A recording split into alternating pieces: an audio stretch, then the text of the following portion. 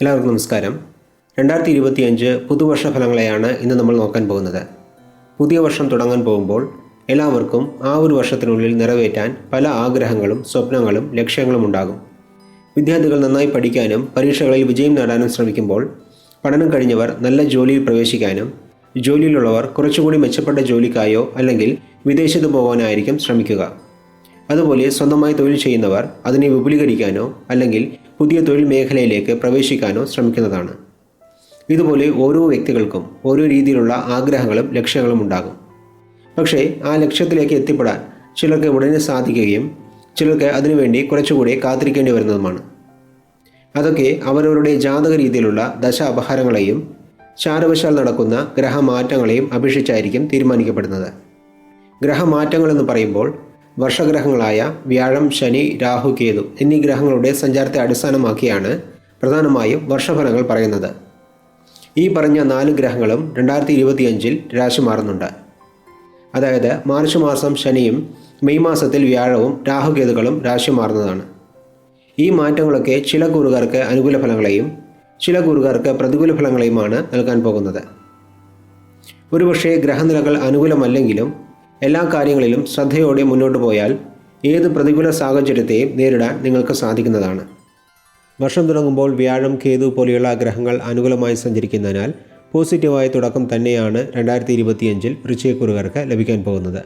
മാത്രമല്ല കണ്ടകശനിയായി 4-ൽ സഞ്ചരിക്കുന്ന ശനി ഭഗവാൻ മാർച്ച് 29-ാം തീയതി 5-ാം ഭാവമായ മീനക്കൂറിലേക്ക് മാറുമ്പോൾ ശനിയുടെ സഞ്ചാരം മൂലം ഇതുവരെ ഉണ്ടായിരുന്ന ദോഷഫലങ്ങളെല്ലാം മാറി അനുകൂല ഫലങ്ങൾ ലഭിക്കുന്നതാണ്.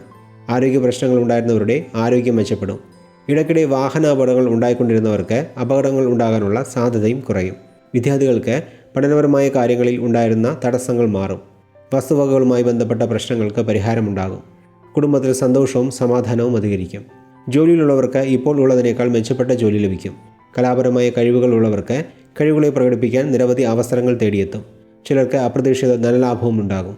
പുതിയ വീട് വാങ്ങാനോ അല്ലെങ്കിൽ പഴയ വീട്ടിൽ അറ്റകുറ്റപ്പണികൾ നടത്തി പുതുക്കി പണിയാനോ യോഗമുണ്ടാകും. മെയ് മാസം മുതൽ അഷ്ടമരാശിയിൽ വ്യാഴം സഞ്ചരിക്കുന്നതിനാൽ വരുമാനത്തിൽ തടസ്സമുണ്ടാവുക, പുതിയ ജോലി കണ്ടെത്തുന്നതിൽ ബുദ്ധിമുട്ട് നേരിടേണ്ടി വരിക, തൊഴിൽ സംബന്ധമായ പ്രശ്നങ്ങൾ ഉണ്ടാവുക, ജോലിഭാരം അധികരിക്കുക, ഇതുപോലെയുള്ള ചില ദോഷഫലങ്ങളും വൃശ്ചികക്കൂറുകാർക്ക് വന്നു ചേരുന്നതാണ്.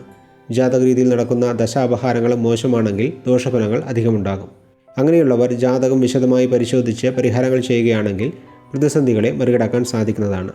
മെയ് മാസം മുതൽ 4-ാം ഭാവത്തിൽ രാഹുവും 10-ൽ കേതുവും സഞ്ചരിക്കുന്നതിനാൽ സാമ്പത്തിക സ്ഥിതിയിൽ കയറ്റിയിറക്കങ്ങൾ ഉണ്ടാകുമെങ്കിലും നിങ്ങളുടെ പ്രധാനപ്പെട്ട ആവശ്യങ്ങളെല്ലാം നിറവേറ്റാൻ സാധിക്കുന്നതാണ്.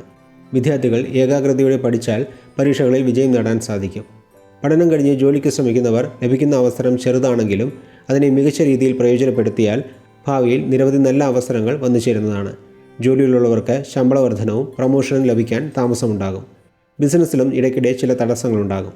കഠിനാധ്വാനം ചെയ്യുകയും ബിസിനസ്സിലെ നിലവിലെ അവസരങ്ങൾ നിലനിർത്തുകയും ചെയ്താൽ ക്രമേണ പ്രശ്നങ്ങൾ ഇല്ലാതാകുന്നതാണ്. മൊത്തത്തിൽ നോക്കുമ്പോൾ വൃശ്ചികക്കൂറിൽ ജനിച്ചവർക്ക് പൊതുവെ ഗുണദോഷ സമ്മിശ്രമായ ഫലങ്ങളായിരിക്കും 2025 ലഭിക്കുക എന്ന് പറഞ്ഞുകൊണ്ട് വൃശ്ചികക്കൂറിൽ ജനിച്ചവരുടെ വർഷഫലങ്ങളെ ഇവിടെ നിർത്തുന്നു. നന്ദി, നമസ്കാരം.